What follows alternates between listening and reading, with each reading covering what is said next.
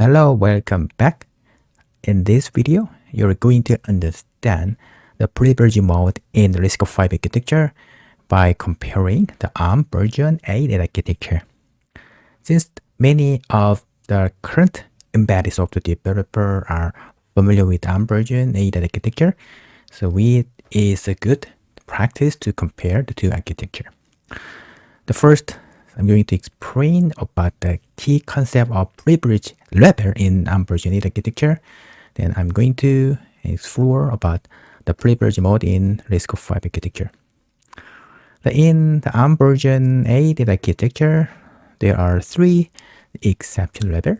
The first one is exception level 0, and next one is exception level 1, and here is exception level 2, and last one is exception level 3. So many of us, I believe, that already get used to this kind of terminology.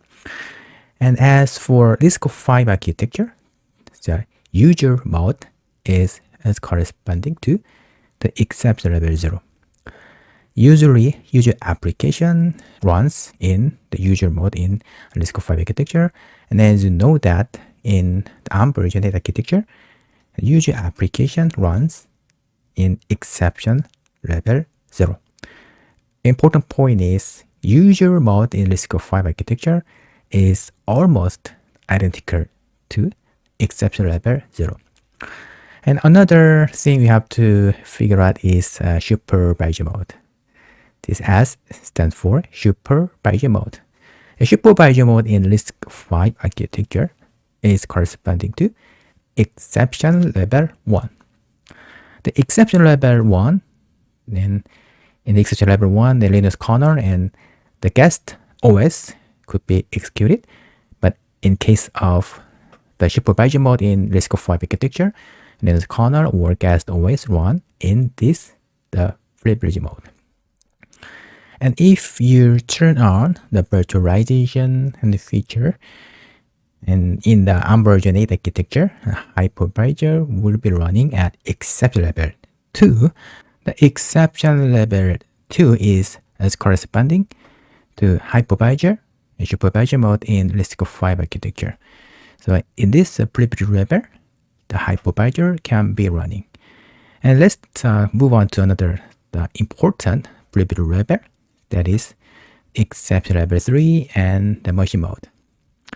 In the machine mode, and security and sensitive application, the firmware is running in RISC-V architecture. And as for exception level 3, a secure monitor is running.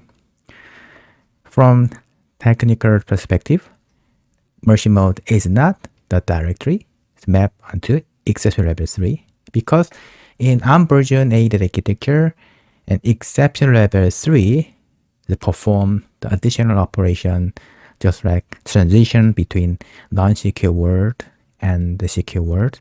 And exception level 3 is performing another extra operation. But if you think about the privilege level in both the architecture, exception level 3 is corresponding to machine mode in RISC-V architecture.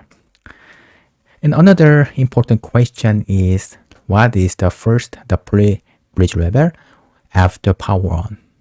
This is an important question. In case of Arm version 8 architecture, initial exception level is exception level 3. That is, the bootloader is running at exception level 3. But in case of RISC-V architecture, initial privilege mode is the machine mode. The machine mode is performing a lot of operation. In the RISC-V architecture, the OpenSBI is available in the machine mode.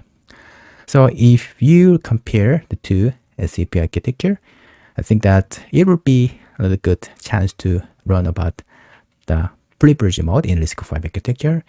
And sometimes you will have the insight of how the CP architecture can be structured, organized. Thank you for watching this material. So see you next time.